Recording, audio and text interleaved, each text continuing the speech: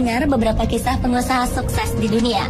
Tapi tahukah pemirsa bahwa ternyata untuk meraih kesuksesan tidak harus dengan uang yang besar. Dibutuhkan tekad kuat, kemauan untuk maju, usaha tak kenal lelah, disertai dengan ide-ide sederhana dan inovatif. Plus doa kepada Tuhan, niscaya seseorang bisa meraih kesuksesan. Dan kali ini, On The Spot akan merangkum beberapa kisah mereka dalam orang-orang sederhana yang sukses.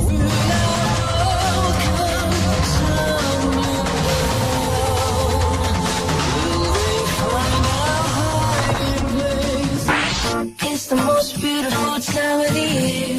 Lights fill the streets, spreading so much cheer. Keterbatasan biaya dan kurangnya fasilitas nyatanya tak mampu meredam impian dan tekad bulat seseorang untuk meraih kesuksesan. Seperti kisah Raini, gadis muda anak tukang beca.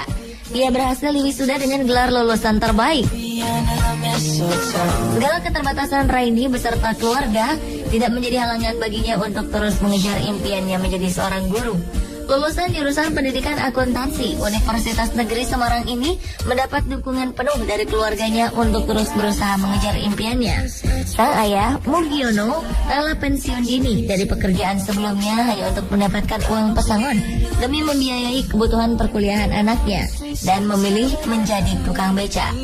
Tak hanya menjadi tukang beca, Mugiono juga menambah penghasilan untuk menafkahi keluarganya dengan bekerja sebagai seorang penjaga sekolah pada malam hari dengan bayaran 450.000 per bulannya.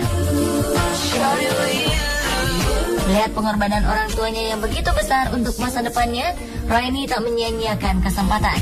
Ia berhasil merampungkan pendidikan S1-nya hanya dalam 7 semester dengan IPK nyaris sempurna, 3,96. The wise men follow the star, the way I follow my heart, and they led me to a hit the drink, take a look, watch the past go up and smoke. Di Sidoarjo, Jawa Timur, Iwayan Dendra sudah puluhan tahun hidup serba kekurangan. Namun semua ini tak membuatnya patah semangat. Latar belakang keluarga tidak mampu menjadikannya seorang pekerja keras. Dengan sifat mandiri, kreatif dan suka berinovasi, serta tekad bulat dan tanpa mengenal rasa malu, Dendra memilih menjalani profesi sebagai pemulung. Putra pertama dari 3 bersaudara pasangan almarhum Inengas Sateng dan Ninyoman Teke ini akhirnya berkecimpung di dunia barang bekas. Jika dibutuhkan tenaga ekstra, Dendra tetap semangat mendatangi sebuah pabrik hanya untuk mencari limbah dan sampah bekas. Namun siapa sangka usahanya ini membawa dirinya menjadi seorang pemulung sukses dan mampu mengumpulkan keuntungan hingga puluhan juta rupiah per minggunya. Bapak 5 anak ini tak merasa malu akan pekerjaan yang mengharuskan dirinya berkecimpung dengan sampah dan barang bekas. Tidak hanya itu, ia juga sukses menjadi anggota legislatif di Sidoarjo, menjabat sebagai ketua DPC sebuah partai dan juga sebagai koordinator pemulung di Sidoarjo.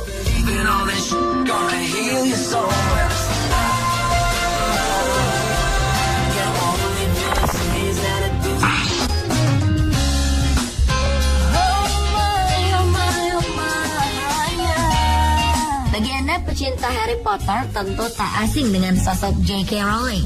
Perempuan kelahiran Inggris ini hanyalah gadis biasa yang menemukan kecintaannya pada bidang menulis, khususnya cerita-cerita fantasi. Hingga pada Desember 1990, Rowling harus merelakan ibunya dipanggil oleh Yang Kuasa.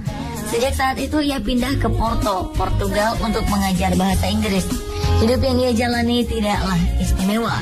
Rowling hanya menghabiskan waktunya untuk menulis novel di kafe-kafe. Rowling muda bahkan sempat didiagnosis menderita depresi klinis dan sering mencoba untuk bunuh diri lantaran kisah asmaranya yang kandas. Dan dengan perpaduan bakat dan tekad, ia mampu untuk melewati semua tekanan yang ia alami. Kini berkat kesuksesan novel-novelnya, ia hidup sejahtera. Siapa sangka berawal dari kecintaannya dalam menulis, mampu membuat Rowling menjadi kaya raya. Kini hartanya mencapai 1,1 miliar dolar atau sekitar 13 triliun rupiah dan telah mampu menjual lebih dari 400 juta buku. Oh yeah,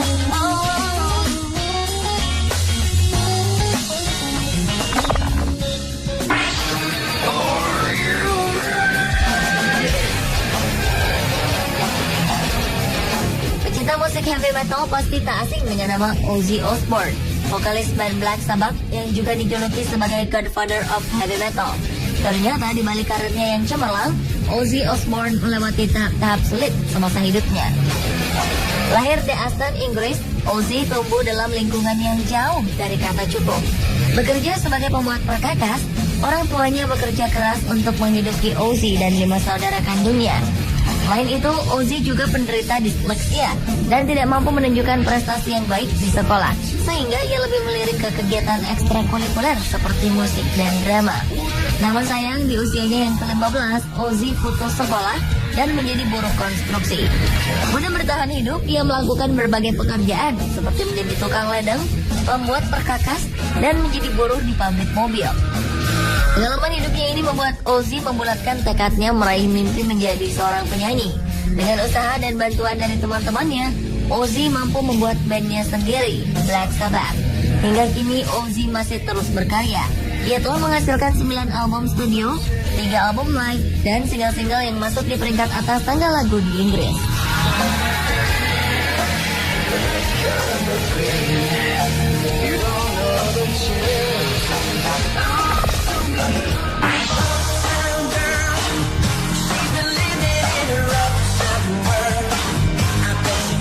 Anda pernah mendengar kata tip X? Cairan putih yang mudah kering ini menjadi alat tulis wajib para pekerja yang berkecimpung dalam bidang menulis. Alat ini mempermudah pekerjaan Anda tanpa harus mengetik atau menulis ulang saat Anda melakukan kesalahan. Gagasan awal munculnya tip X ini berawal dari seorang perempuan bernama Betty Graham yang bekerja sebagai sekretaris. Pada 1951, Betty bertugas mengetik dokumen-dokumen penting dengan menggunakan mesin tik. Tak jarang Betty melakukan kesalahan dalam mengetik yang mengharuskannya mengulang semuanya dari awal. Hingga pada suatu hari, Betty mengusung ide brilian dengan meramu cat putih dan kuas kecil. Betty mengoleskan cat ramuannya ini setiap kali ia melakukan kesalahan.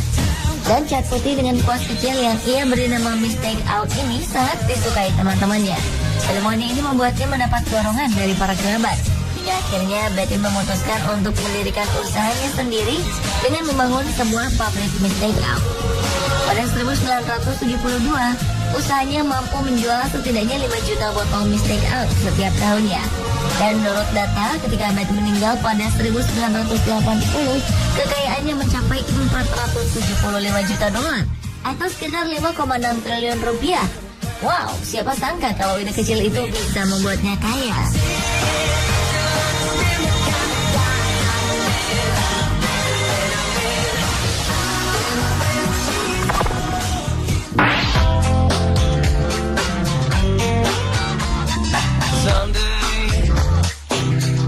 Rockefeller lahir di Richford, New York dan memiliki 5 saudara.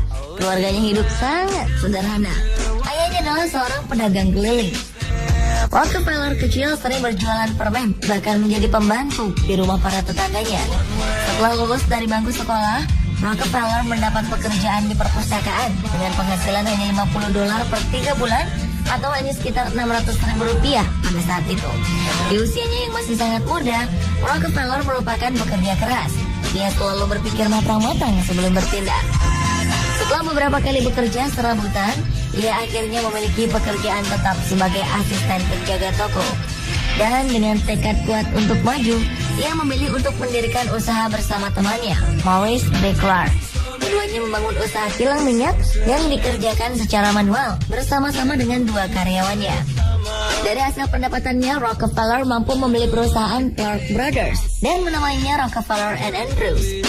Terus-menerus menekuni bisnis yang ia bangun dari dasar, kini Rockefeller mampu mendirikan perusahaan Standard Oil dan menjadi miliarder pertama di dunia.